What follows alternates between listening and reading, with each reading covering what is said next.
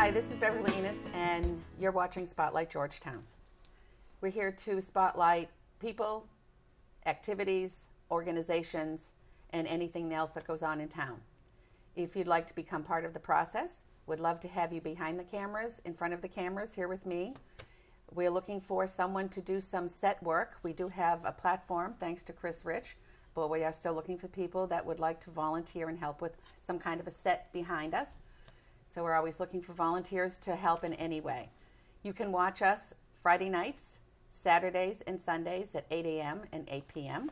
And we hope that you join in. Now, today we'll be talking to Steve Przemski, and he is our Conservation Commission agent. Correct. So, can you give us a little bit of your history and education in the field, and then why you chose Georgetown?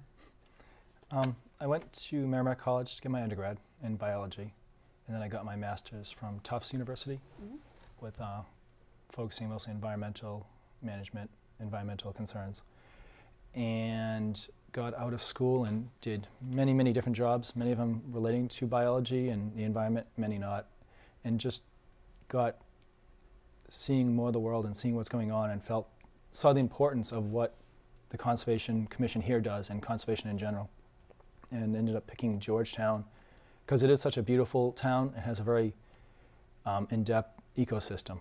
I mean, we have multiple ponds, great ponds, rivers. There's just so much here, and it is at risk, and there's a lot of impact happening to it, and just felt that it would be a good place to start with helping on kind of the acting locally, but thinking globally type of mentality. Okay, and you're local. I live in Haverhill. Okay, so you're from the area, and you grew up in the area, so you know what goes on in New England conservation and what's being done and what's not being done. I try. Okay. It's a pretty big concept. But now, can you tell us what the function of the Conservation Commission is? The commission is 2 staff people and 7 commissioners at this point. And what we do is we enforce the State Wetland Protection and the River Protection Act on a state level. We hold joint hearings, so we hear it on a state level, and we also hold it on a local level. And so we have our local bylaw and regulations, which we also enforce.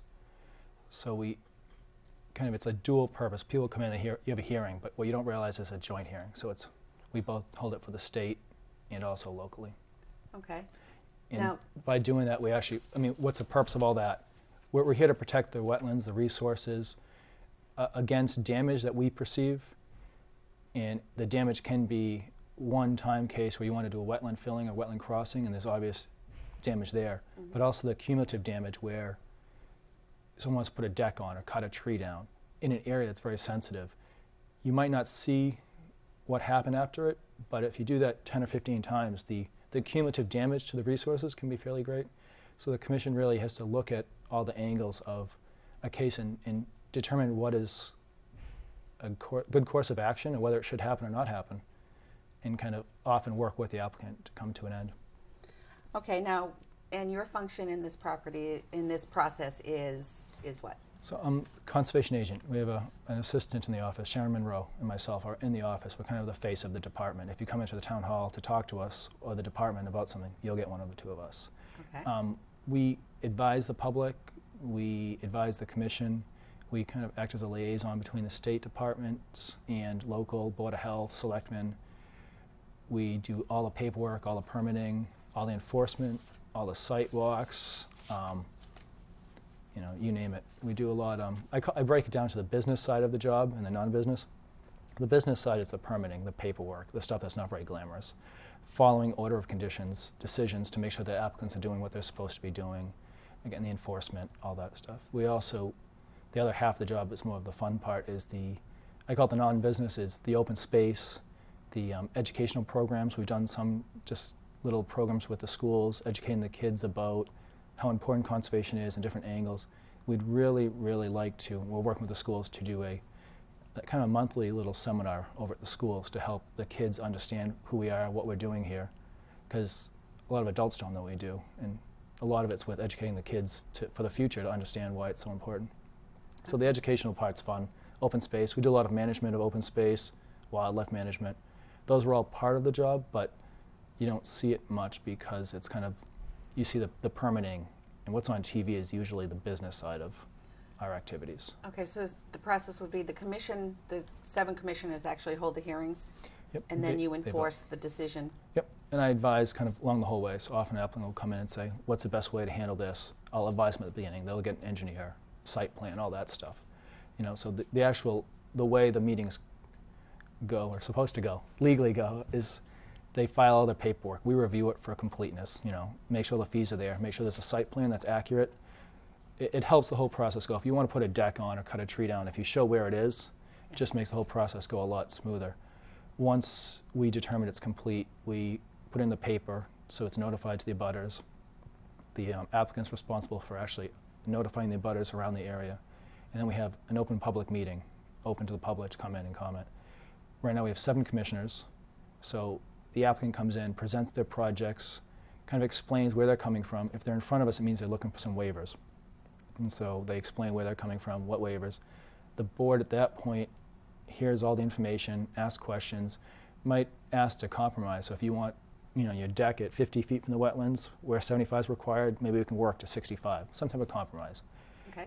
They can do site walks to get a better feeling for what the site looks like on the ground. Site plans are very hard to interpret sometimes, so it's good to kind of get a feel on the ground what the place looks like. We can hire third-party scientists, experts to advise us on the wetland delineation, and then in the end, the commission votes on the case, yes or no. If they vote yes, I write up an order of conditions, they sign it. So order of conditions is the document at the end that pretty much says this activity is allowable as long as these different conditions are followed. And the conditions are really there to say that the commission feels like this activity will not damage the resources if these conditions are followed. So putting up silt fence so that erosion doesn't go into it, or planting some vegetation to help slow down the water so it seeps into the ground better and pulls out particles and things like that. Okay. Now, there is also there's a commission and a department for conservation. Yep. And what's the difference, and what is the function of the conservation department? The conservation department is really just Sharon and I in all of our activities. Again, we do a good amount of advising the board because all of our 7 commissioners, all except one, work full-time jobs. They don't get paid, they're volunteers, so they can't put in the enormous amount of time that's needed for some of these cases. So Sharon and I look through the cases and really get an understanding, do multiple site walks.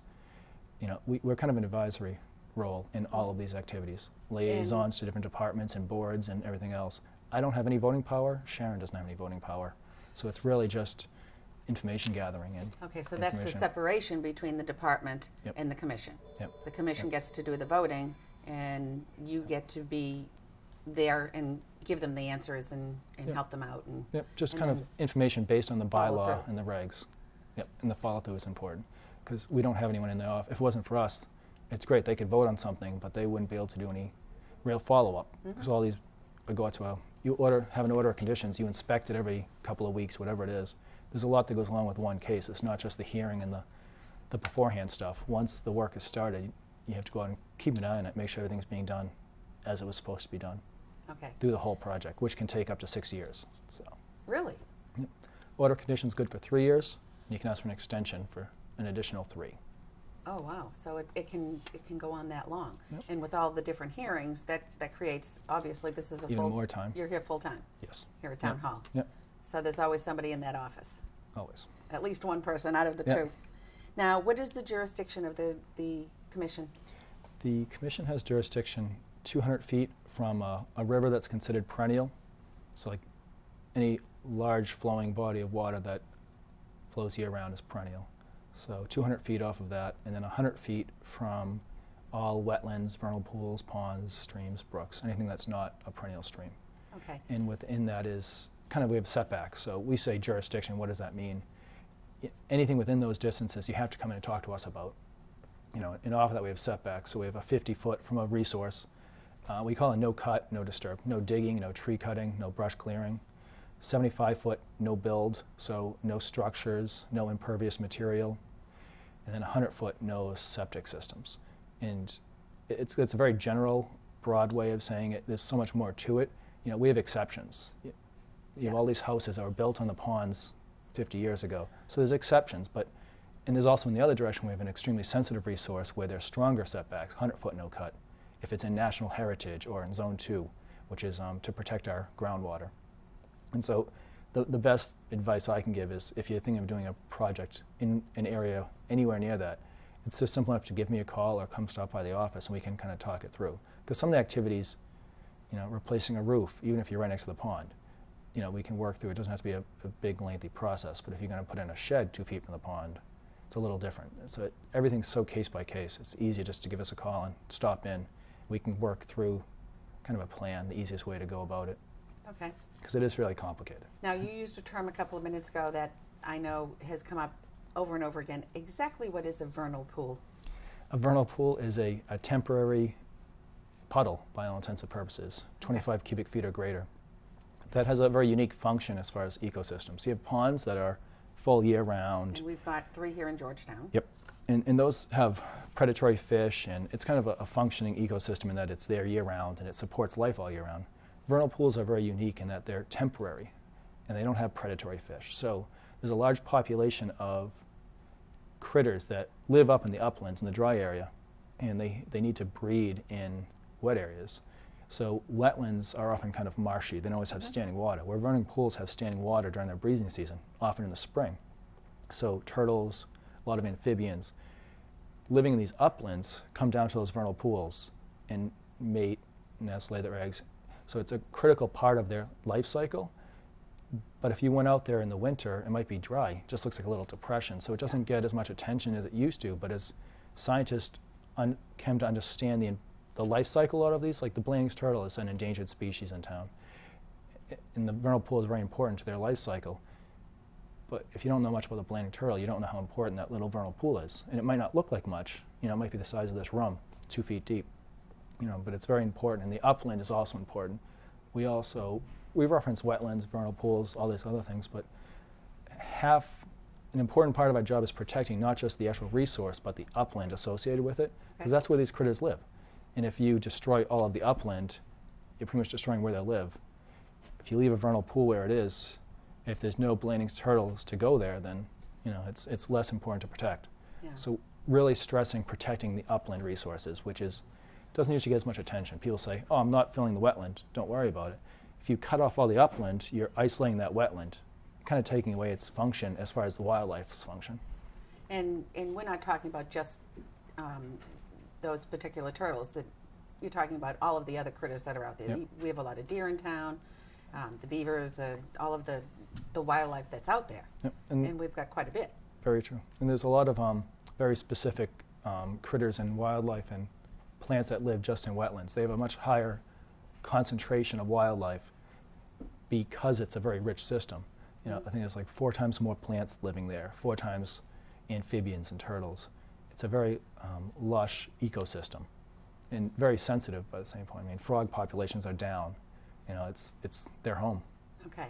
Now, builders and developers usually know how to do this, but what about some guy in Georgetown or a family that, as let's say you just mentioned, they need to put a roof on their house and they live next to a pond. How do people know that they need to get a permit from you? That's why I like to say that 100-foot jurisdiction, because you might not know where the wetland line is per se. It's a science to it. Standing water doesn't mean wetland edge. It could be a few feet this side or the other. Anything within 150 feet, you can just give us a call. We can go out there and look at it.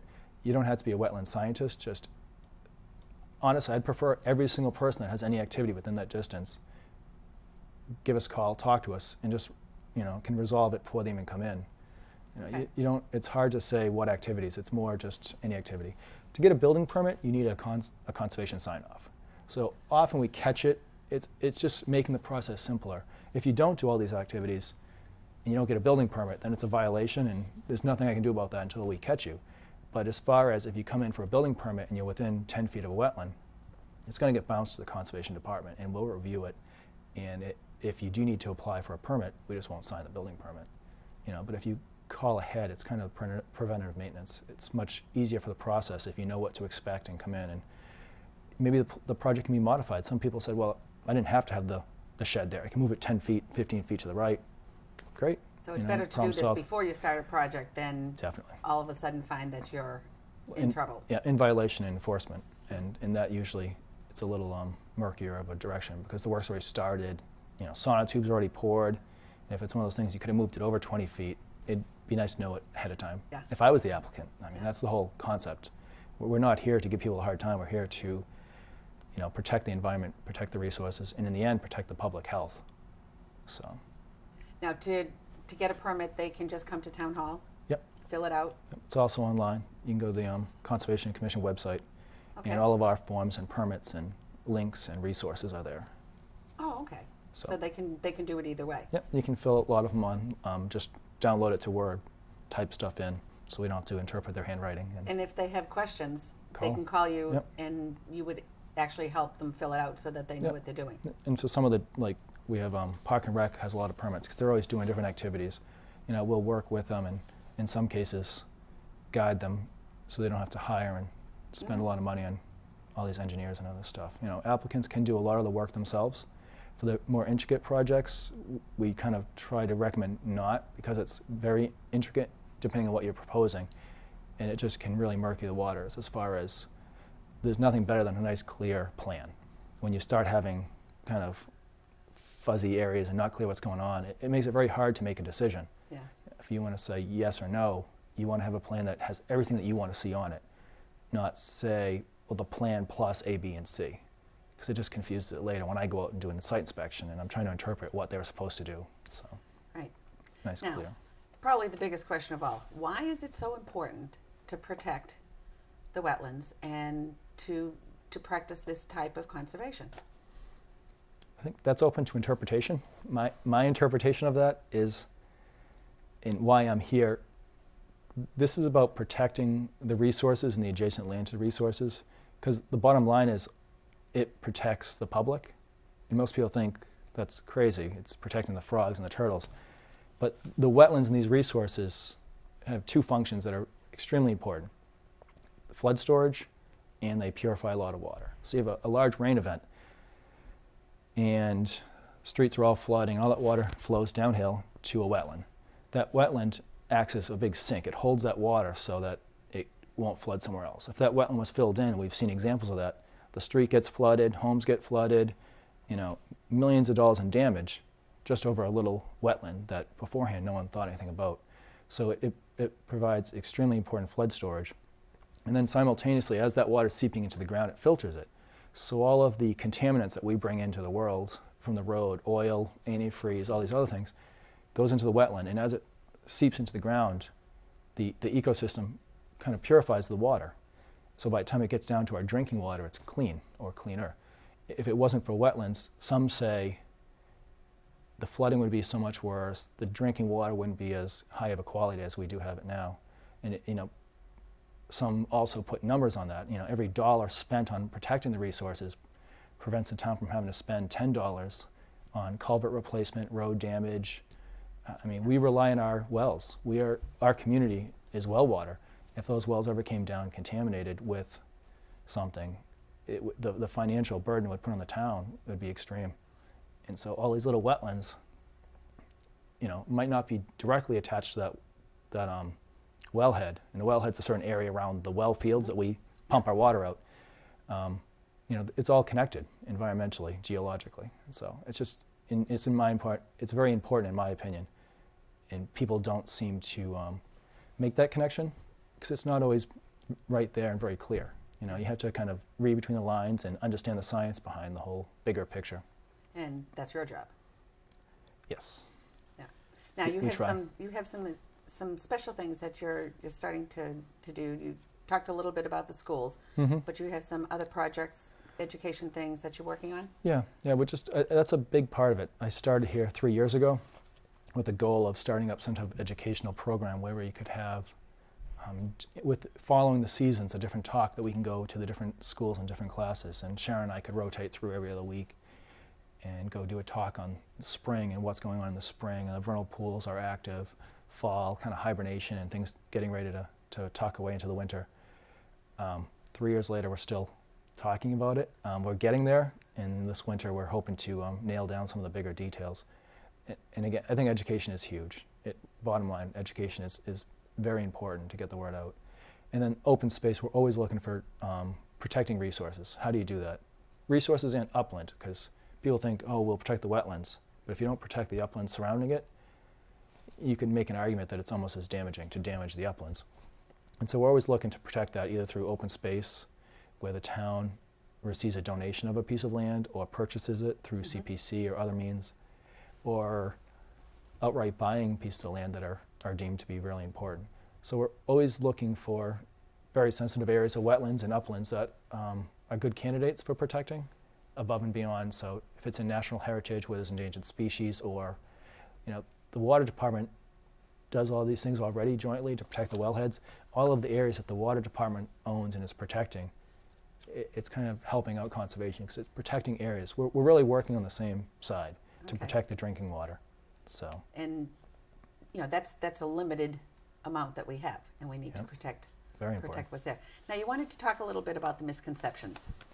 Yeah, it's funny. I've only been here 3 years, and I'm fairly new to Georgetown, and you hear a lot of people saying and comments in the background of meetings how the Conservation Commission is here to stop development, and they're anti-development. And it's kind of funny because I'm not a commissioner, I don't vote, but I take that to heart because that's not my perception of why we're here. And after being here for 3 years, I see what goes on in town, and I see what the commission does and how they handle themselves at these meetings.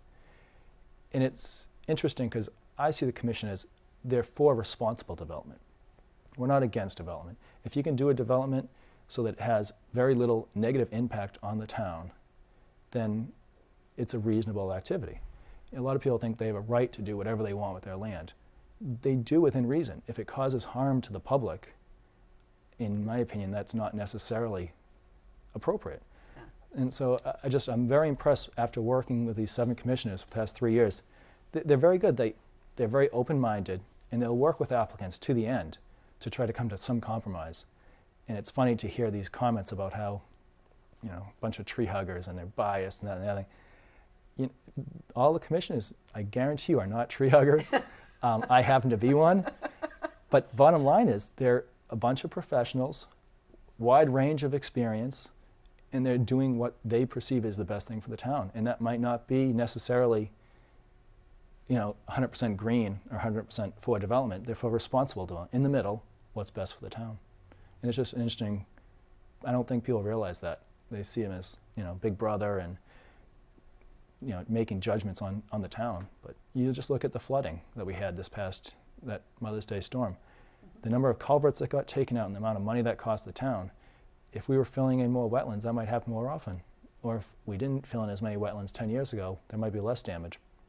Constantly getting calls from people's houses being flooded out, damage being caused, and a house that was built in a floodplain 10 years ago, 15 years ago, is going to get flooded. And again, there's only so much we can do. Now we don't allow building in floodplains, but those rules and regulations were not around when a lot of these houses were built. So we try to do our best. Georgetown is a lot older. I mean, we have, especially around the ponds, there were developments that have very small frontages, and they're right on the pond. Yep. And then it's, okay, now where do you put the septic systems, and how do you preserve what is there? Yep. So it's walking a fine line sometimes. It is. Well, that's where the exceptions come in. Because of the history. Yep. I mean, you can't have someone tear a house down because it doesn't meet our current setbacks. We definitely do work with applicants. Septic system is one of the biggest ones because we really do not allow waivers to the septic system within the 100-foot. We do give waivers to the other two, the 75 no build and the 50-foot.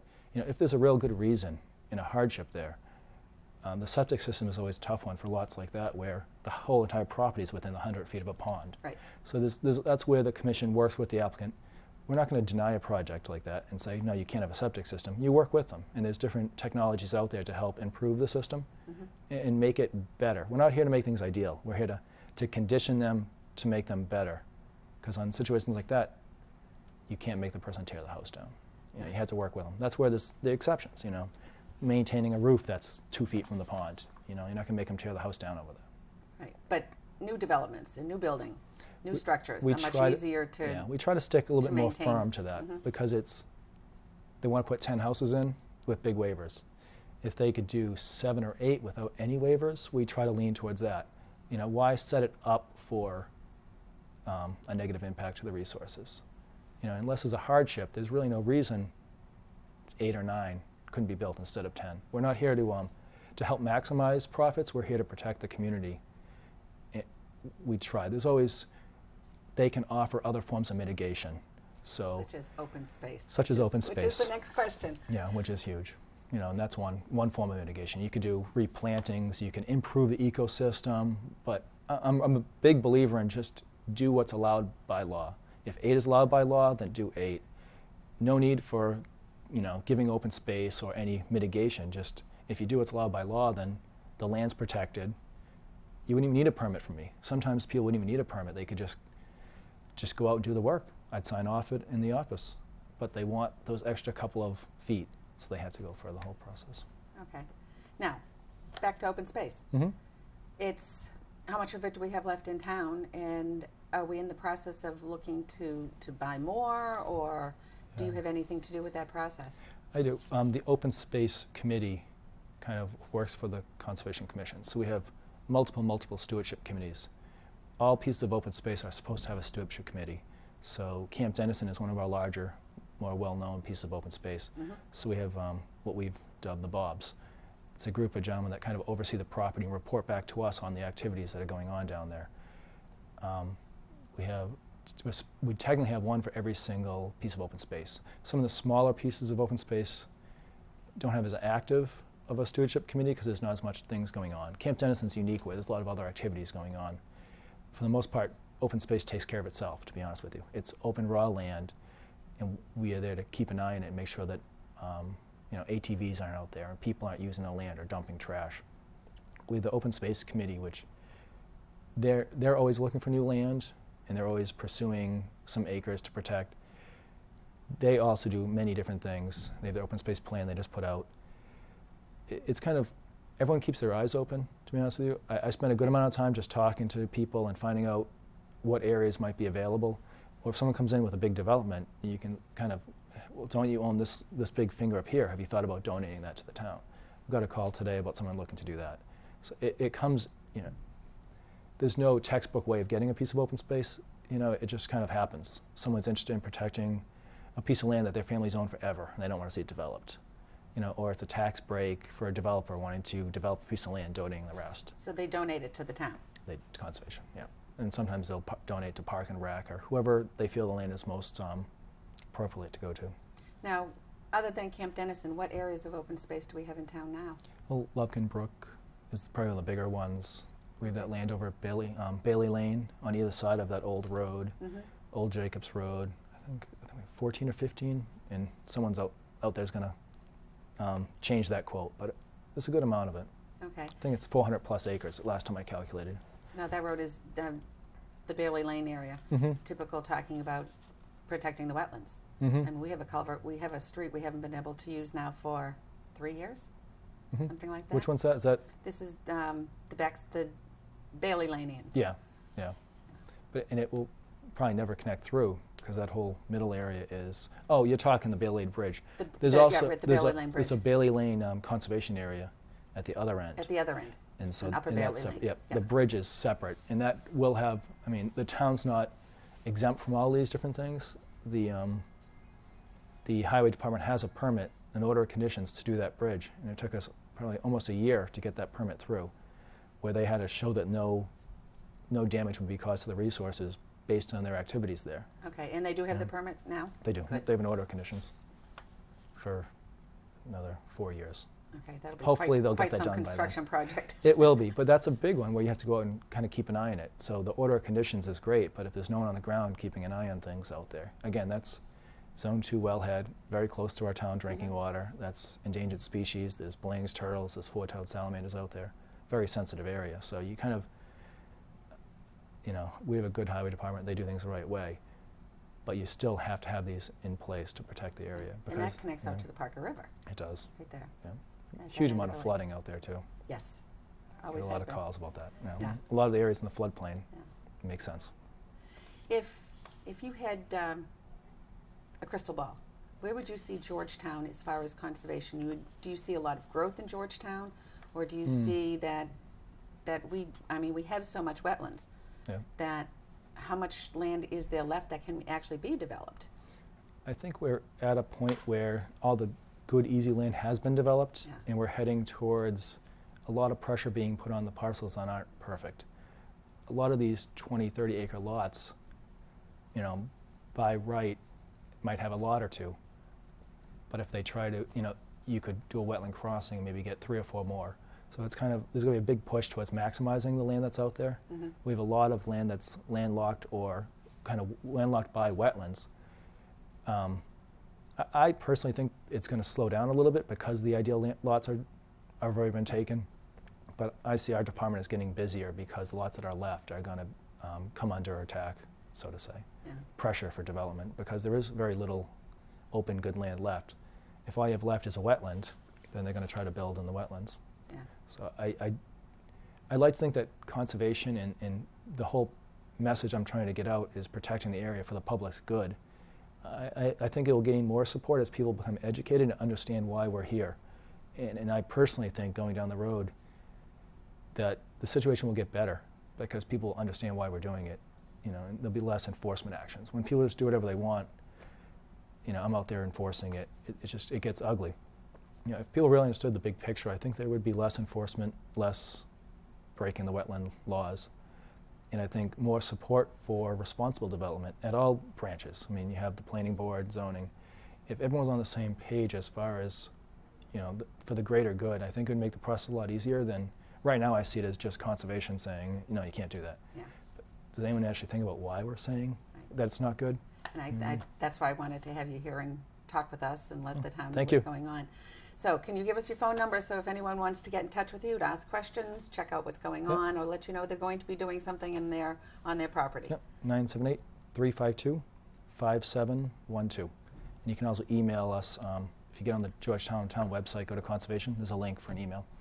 And I respond usually within a day. Okay, great. Thank you very much for coming. Thank you for having me. Nice to have you here. Same. This is Spotlight Georgetown. Don't forget to watch us Friday nights and then Saturdays and Sundays at 8 a.m. and 8 p.m. It was great to have you join us. Bye for now.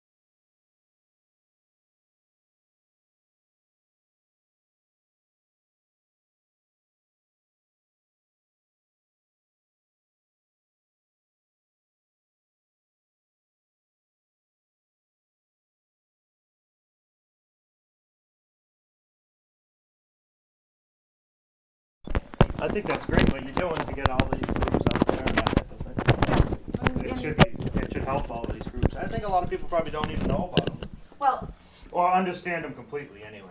especially, no, I didn't even understand. Erie. I know Erie and I know the Central Fire Department, Yeah. but I never understood that the two